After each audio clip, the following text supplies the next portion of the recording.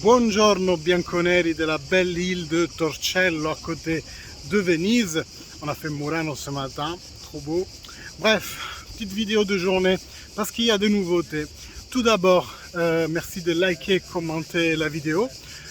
Comme ça, elle sera plus référencée sur YouTube et la communauté va continuer à grandir.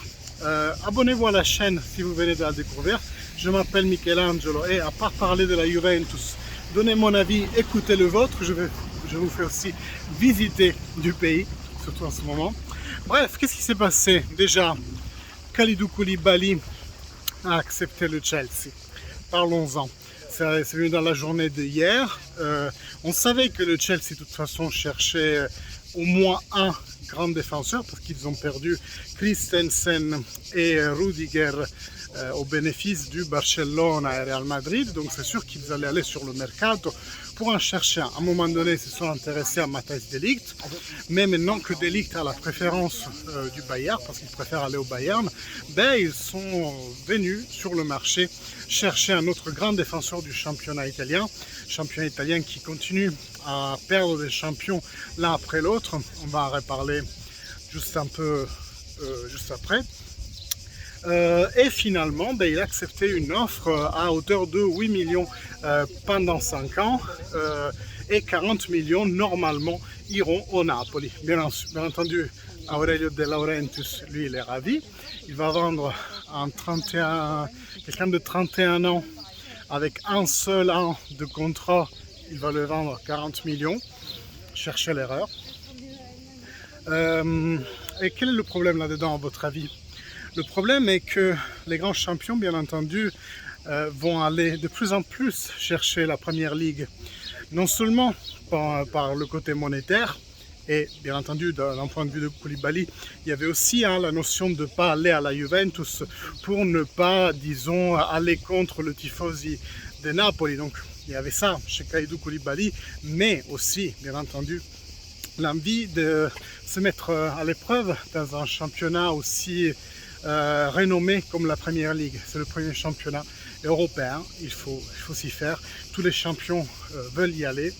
Et c'est ça le problème central, parce qu'à part le fait que le Chelsea, qui est une équipe qui vient de changer de direction, puisse coucher 40 millions sur la table pour le Napoli, pour acheter, comme je disais, un joueur de 31 ans qui n'a qu'un an de contrat. Là où l'offre de la Juventus, je la trouvais déjà hyper chère, elle voulait donner 30 millions au Napoli. Là, le Chelsea renchérit, dit 40, dit 8 au joueur, le joueur y va. C'est un problème, les gars. Et allez repêcher ma vidéo de l'autre jour sur la Super League. J'ai fait une vidéo en allant chercher vraiment des statistiques et vraiment les raisons que les clubs vont apporter à la Commission européenne, et j'ai vu que peu de vous l'ont vu. Je trouve ça dommage parce qu'il faut aussi s'intéresser aux politiques du football, parce que la politique donne après le mercato qui donne le pouvoir économique, et à la fin celui-ci se répercute sur le terrain. Donc si vous êtes encore en train de vous demander pourquoi la Super League a échoué lamentablement, allez regarder cette vidéo. Il y a des logiques politiques et économiques, non pas des clubs mais des pays. Donc allez la regarder. Bref, donc maintenant que la Juventus a perdu Kalidou Koulibaly, il va falloir trouver un remplaçant, mais un remplaçant qui soit de taille. On ne va pas pouvoir se contenter d'Acerbi, qui d'ailleurs est presque pris.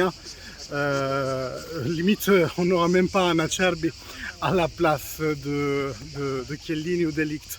Non, il va falloir aller chercher un défenseur expérimenté qui connaisse bien la Serie A et qui n'ait pas besoin de temps d'adaptation. Il va falloir le trouver rapidement parce qu'il faut aussi qu'on clôture la négociation pour De Ligt. Mais il faut qu'on trouve d'abord son remplaçant, parce qu'après on va être en position de négociation assez faible si on va être en position faible de négociation si d'abord on laisse De Ligt et qu'on prend l'argent. Pourquoi? Parce que les autres clubs vont savoir qu'on a l'argent, vont savoir qu'on a à tout prix besoin d'un bon défenseur, donc ils vont avoir, disons, toutes les chances de leur côté pour imposer un prix. Donc la Juve, bien entendu, visait Koulibaly avant de clore pour De Ligt. Maintenant, il va falloir aller en trouver un autre. On parle toujours de Bremer, même s'il est entre les griffes de l'Inter. On parle aussi de Gabriel, mais hier on a parlé aussi de Pau Torres, qui a marqué contre nous, nous éliminant de la Champions League avec le Villarreal. Et là, le parallélisme avec De Ligt, il est assez facile. Lui aussi nous avait éliminé de la Champions League avec son but. Par contre, à part coûter bien bonbon, sur les 60 millions, son évaluation, il est jeune, hein, je crois qu'il a 25 ans. Par contre, le problème, c'est qu'il est très lié au Villarreal. C'est-à-dire le joueur est vraiment rentré en fusion avec la société, chose qui s'est fait de plus en plus rare, comme vous le savez, limite à la mode d'un Chiellini ou d'un Del Piero ou d'un Totti. Vraiment, c'est ce genre de joueurs qui se sont attachés au maillot. Donc au moins que le Villarreal ne lui dise « Écoute mon cher Pau, on a besoin de fric, donc on doit te vendre », il est quand même assez improbable qu'il décide par lui-même de quitter le Villarreal. Eh bien, donc on va voir qu'est-ce qu'on va pouvoir trouver sur le mercato pour le central défensif.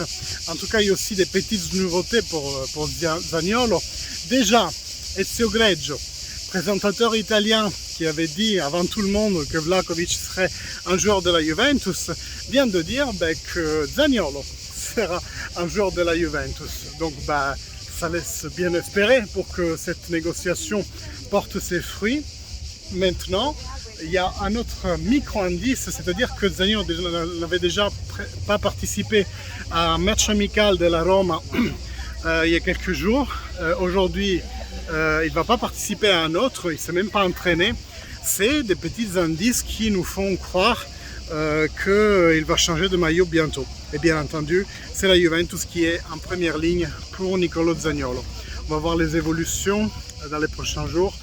Vous aurez une autre vidéo demain, selon ce qui s'est dit aujourd'hui. Moi, en attendant des belles îles vénitiennes, je vous salue. Demain, je rentre à Paris. Je vous dis abonnez-vous, commentez, likez et fino alla fine, forza Juve. Ciao les gars.